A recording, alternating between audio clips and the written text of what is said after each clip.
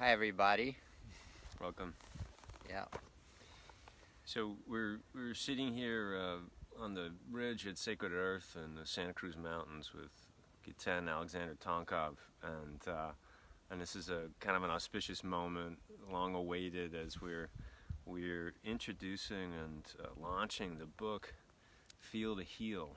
Uh, Giten's first book and the culmination of some I'd say 20, 25 years of work. So, Giten, we're psyched to obviously have you here and be ready for this moment. But I want to turn it over to you to talk a little bit about the formation of this book and where it comes from.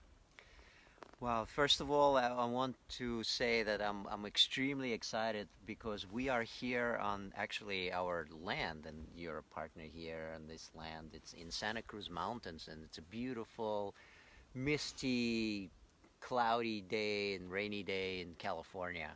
So I'm very excited because today is actually official day where my book comes out. It's available on Amazon, Feel to Heal, and it really summarizes my 25 years of experience of working with the body, being a body worker for over 20 years, and then moving towards working with trauma and breath work, years and years of study, personal experience, personal growth, and working with thousands and thousands of people over the course of 25 years, personally and in group environment, that pretty much summarizes my life's work.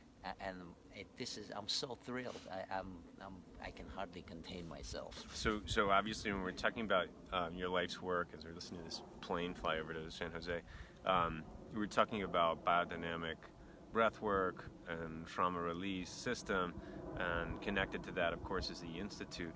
I know a little bit about that from training and being a practitioner, but I'm interested to know how is the book structured? How is this set up? The way the book is structured, it starts with first the background of science, how we store trauma in the body, our anatomy, how the trauma affects our tissues, our nervous system, and then we go into the breakdown of the six elements of biodynamic breath work. What each element does, how each element supports each other, the integration between the elements, the flow between the elements to bring person into a trauma release, how it affects our physical body, each element individually and combined together. Then there is stories of my own personal exploration and the case studies with other therapists and group practitioners, what happens to them during the work, during the sessions, what is happening at the session in the group, as well as there's lots of exercises and personal practice, people that can do exercises that are structured for people to do at home for personal practice and personal growth and healing. Excellent. So I know this moment as I'm thinking about anyone who might be joining us and watching. I'm actually seeing folks there now, listening in. This is kind of almost like a somatic revolution. I'd like to say renaissance, but I almost think it's a new moment right now in terms of the sheer number of modalities that are tapping somatic practices. Yours is really, there's this full sort of multimodality approach, as I would say multidimensional. What's different about the way that you're working? What makes biodynamic breathwork and trauma release unlike anything else? Colin, we have taken the best, what I think is the best combination of the elements, and I experimented with it over the course of years. Um, what sets this work apart is the flow, that one element supports another. Like, let's say we use breath to charge the body. This charge we transform into movement, into emotional expression. Then we bring in the sound either sound that people make with their voice or sound with live instruments that we do, or recorded music, to work with their emotions as well as vibration of the external sound that affects the tissues. Then we work with emotions as emotional expression, so emotions that are stuck in the tissues in the body that resulted from the past traumatic experience now have the chance to release the emotional component in combination with somatic tension that people carry in their bodies, that two are always goes together. Any kind of emotion that's not been expressed, released, creates tension in the body. So we work with that, and of course integrating everything into meditation. For me, this is the most amazing flow that is actually natural and integrative, and each of these elements support each other and come together. They create this mandala of transformation. So obviously there's a lot there for people to digest. When you think about your audience for this book, who do you think this book is for, per se? This book is for regular folk that would like to experience this work by themselves, for themselves, in their own home, because there's plenty of exercises for self-practice, as well as people that already work with trauma, people that work with the breath, on any kind of somatic modality that requires touch, requires breath, requires connection. So it's really for anybody who would like to experience this work, or just learn about how we hold the trauma in the body, how the breath affects our psyche, how it affects our physical body. It has a very wide audience. I know that your route, back in the day when we were in New York City, and I think you started out as a massage therapist. Mm-hmm. How did you come to breath as a key component? Yeah, I started off as a massage therapist, and it was my regular practice for many, many years. So, I became a massage therapist in 1994, and working with the body, I noticed how much breath affects the overall health. So I started to bring in breath into my body work, and consciously experimenting what happens if I would encourage person to breathe into particular areas of the body which I was working in. Just bring in consciously attention to, for example, if I'm working on the shoulder, asking the person to breathe and direct their breath into that area, kind of inflating it as a ball expands with the breath. So I noticed how the breath very particularly affected my body work. And after that, I started to practice breathwork by myself by becoming a therapist, becoming a practitioner in the breathwork training, becoming participant.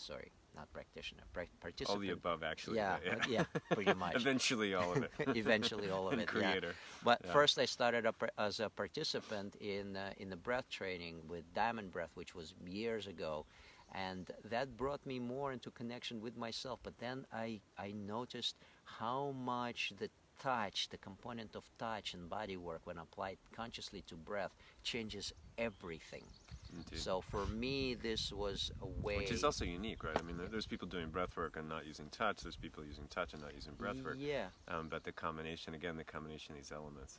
Yeah, because we're working with somatic trauma release, the touch is one of the most important components. And when people bring in the touch and body work into working with breath, we can access and achieve so much more deeper layers of tension that is stored in the body. So one of the questions that I had personally, just because I know a little bit about your journey, but and the creation of the book, but for you, what's your favorite part of the book? And even if there's a passage that you feel most connected to, that you might want to relate to listeners. My favorite part of the book is actually sharing from the participants in the courses. It's case studies. When people talk about their personal experience, and that people agreed for this experience to be put in the book, it's extremely touching for me, because it brings me back to those particular moments that I remember, that actually this particular case happened in the group, and how I felt and what was touched and what was transpired between me and that particular person in that particular moment. It's extremely touching. When I think about the sessions, actually just sort of being in practice sessions with you and being in a workshop space, I already start to feel like I'm re-entering that space. And people have asked at different points, why are you here in a particular workshop, or why did you come to learn about this work? And for me, a lot of the time, it's actually is one, to be with my friends and people I love, but to be in this space that feels held and feels like it's really okay to allow everything to move, almost total permission to be as we are. So part of that is there's always laughter that comes with this, and it's always interesting to me that we can be having these sessions that are really about some of the most serious content in our lives, perhaps tragic even, and then laughter is coming kind of close on its heels, and I watch you using humor. Is there humor like this in the book too, and why is that important? Yeah, I find that the sense of humor is one of the most important components in life, and particularly in this work. It's an incredible resource. It gives us a perspective not to take things seriously, not to be stuck in our mind. Being serious is really a part of the mind. The moment we start to laugh about the situation, about ourselves, it's a release is already going on. Laughter is not much different than crying. It's an expression, it's a release of tension that the body has a way to discharge, and it gives it an absolutely different perspective. We step out of a victim role and into just not taking anything seriously. That's how the trauma releases. So that brings up an interesting point. Like with all, I did years of talk therapy, and it's helpful, but something else is happening here when we go to the level of the body, and things seem to move on their own, and then there's a lightness. Again, there's even laughter and dance that happens. How does that work? Like, why is that working the way it is? Because it's almost like we skip the story. And go right to the holding. Yeah, we because it's such a highly somatic modality, we move from actually identifying with the story into use of the felt sense, into connecting with our physicality, with our physical body. And when we are connected with our physical body, the story doesn't really matter. Yeah. Living in the story keeps perpetuating all the body responses from the past. So the moment we disconnect from the story, we consciously leave the story behind and connect to our physicality, the story has no hold on us. The trauma has no hold on us. Because in the moment, in the physicality, everything is okay. Yeah, and every story is connected to the past. And in the past, we may have been living as a traumatized individuals. In the now, there's no danger. Oh yeah, I love that. So I'm wondering, what's next? This is a pretty big moment. Obviously, I know you're excited. I know everyone in the community and institute are excited. But where do you see things going from here? What's next? I feel that this work is developing extremely fast around the work. I see around the world. I see how fast it's gaining popularity. And what's next for me is that I want as many people in the world to be exposed to this work. And I'm tirelessly moving around the world and sharing it. And it just gives me pleasure to be in the workshops and share this work with people, because I see how it transforms lives over sometimes one session, sometimes over the course of 7 days training. And I'm going to continue doing this. And the way that it's spreading now, I feel that it's gaining more and more popularity daily. And now with the release of the book, more and more people will find out about it around the world. So I'm extremely excited to continue sharing this world, to continue growing this work around the world. Awesome. Yeah. So I guess if people want to experience more of Giten's work, and particularly this book, Feel to Heal, you can go to Amazon.com/Giten Tonkov to buy a copy. Obviously, we're excited that they're moving as quickly as they are, and even more excited to continue this journey with you, Giten. Yeah, thanks, So man. thank you, and thanks for sharing this work. Thank you so much, everybody, for watching. See you soon.